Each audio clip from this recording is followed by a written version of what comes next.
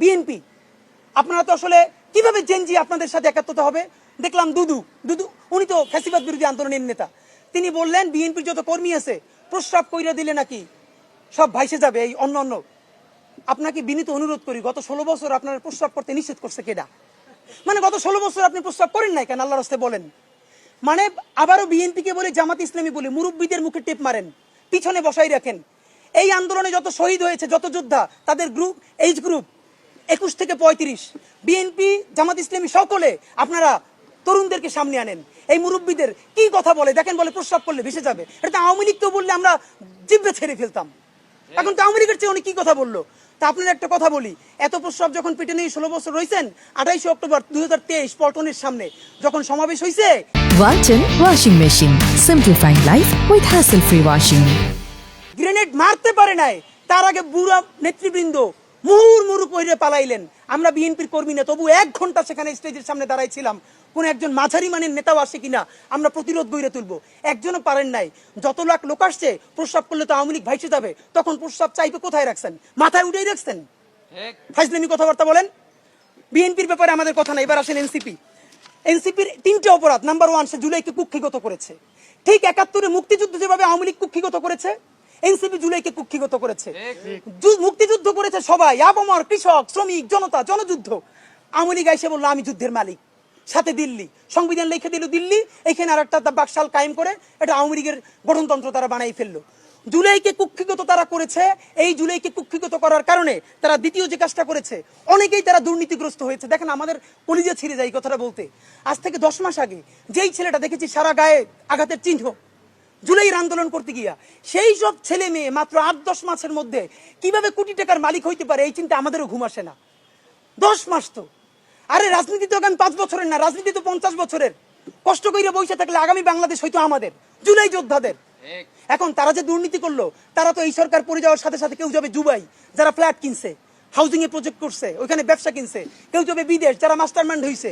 এই লক্ষ লক্ষ জুলাই জনতা কোথায় যাবে? আমাদেরকে যে তোমরা এই জাহান্নামের মধ্যে ফেলাই দেবা, এর দায় কিন্তু ইতিহাসের কাছে দিতে হবে, আল্লাহর কাছে দিতে হবে।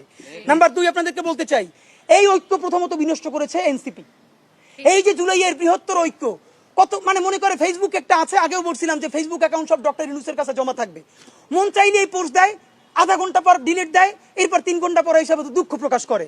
ভাই, এটা কি বাচ্চা কাচ্চাদের ওই হান্ডি পাতিল খেলা যে ঠিক আছে খেলবো না, হারাই ফেরত দাও, একটু পরে এসে আবার ঠিক আছে খেলা শুরু করি? বাবা, তুমি যদি ইমোশনাল হও, তোমার যদি কবি সাহিত্যিক আর্টিস্টিক সেন্সটা বেশি থাকে, তুমি যদি অভিমানী বালক হও, তাহলে তুমি নাটক করবা, সিনেমা করবা, থিয়েটার করবা, আর্ট কালচার করবা। তোমার উপদেষ্টা হওয়ার মতো সিরিয়াস দায়িত্ব কে নিতে বলছে? আমরা যখন এটা সমালোচনা করলাম, তাদের ভাই বন্ধুরা আমাদেরকে কিয়ামত কইরে সমালোচনা করলো। তখন বললাম, ভাই, তিনি বিদেশ চলে যাবেন, যেই সব ছেলে মেয়েরা তোমরা দেশে আসো, তোমরা দেশে থাকবা, তোমাদেরকে মানুষ ভালোবাসে। ভাইয়ের রাজনীতি কইরা জনগণের বিরুদ্ধে যাইও না, জনগণের বিপক্ষে গিয়ে ভাইয়ের রাজনীতি করলা। এখন তোমার ভাই তো তওবা করছে, তোমরা তওবা করবা কার কাছে? এই জন্য ইনসাফের উপরে থাকেন, নিজের বিবেকের উপরে থাকেন, বিবেক কোনোদিন বর্গা দিয়েন না। এবং সর্বশেষ, এই যে নিজেদের ক্ষমতাকে কুক্ষিগত করার জন্য বৈষম্য বিরোধী ছাত্র আন্দোলন, সারা বাংলাদেশের যে ফোর্স ছিল সেটাকে নাই করে দেওয়া হলো। এই যে আপনার আজকে এনসিপি, তারা যদি বৈষম্য বিরোধী ছাত্র আন্দোলনটাকে আরো 6 মাসও টিকেই রাখতো, এই বৈশার পক্ষে দাঁড়াই আমরা আওয়ামী লীগ নিষিদ্ধ করতে পারতাম, জুলাইয়ের ঘোষণাপত্র দিতে পারতাম। কারণ এখানে ছাত্র দল ছিল, শিবির ছিল, সবাই মিলে ছিল। তো নিজের ক্ষমতাকে কুক্ষিগত করার জন্য কি করলা? কতক্ষণ শাহবাগের পক্ষে গেলা, বিপক্ষে গেলা, জামাত, হেফাজত, ইসলামপন্থীদের গাইলেইলা, আবার সরি বললা। দেখেন কি আফসোস, আজ থেকে 4 মাস আগে তাদের কি ক্রেজ ছিল, এখন তারা পোস্ত দূরের কথা, রাস্তায় এসে দাঁড়াইলে অর্গানিক 100 লোক পায় না। এই যে তোমাদের সাথে 100 লোক নাই, এটা তো আমাদের জন্য আনন্দদায়ক না, এটা দুঃখ। জুলাই হেরে যাচ্ছে, সুতরাং এনসিপিকে এই দায় নিতে হবে। সর্বশেষ আমাদের প্রস্তাবনা বলি, এতক্ষণ সবাইকে বকাঝকা করলাম, সবাইকে বললাম কার কি দায় হয়েছে, কিন্তু জুলাইকে হেরে যেতে দিয়ে যাবে না। আপনাদেরকে একটা কথা বলি, এইবার যদি জুলাই হেরে যায়, আগামী 100 বছর এই দায় বাংলাদেশের জনপদকে বই বেড়াতে হবে। অগণিত মানুষ গুম হবে, খুন হবে, দুনিয়ায় নিউজ করার মতো কেউ থাকবে না।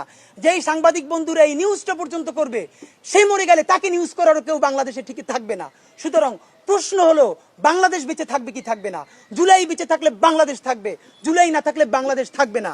এই পক্ষে দাঁড়াইতে গিয়ে যদি এনসিপি তো গণকে, এনসিপি নিয়ে আর কথা বলে কোনো লাভ নেই। যদি আমাদেরকে বিএনপির বিরুদ্ধে দাঁড়াইতে হয়, জামাতের বিরুদ্ধে দাঁড়াইতে হয়, আমরা সমস্ত জুলাই জনতা নিয়ে আবার মাঠে নামবো। কিন্তু সাবধান, দিল্লিকে নতুন করে আমরা ফিরে আসতে দিব না। আপনাদেরকে জানাই আমাদের সুনির্দিষ্ট প্রস্তাবনা, এই সরকারকে মাত্র 3টে ম্যান্ডেট নিয়ে আগামী কয়েকদিন টিকে থাকতে হবে।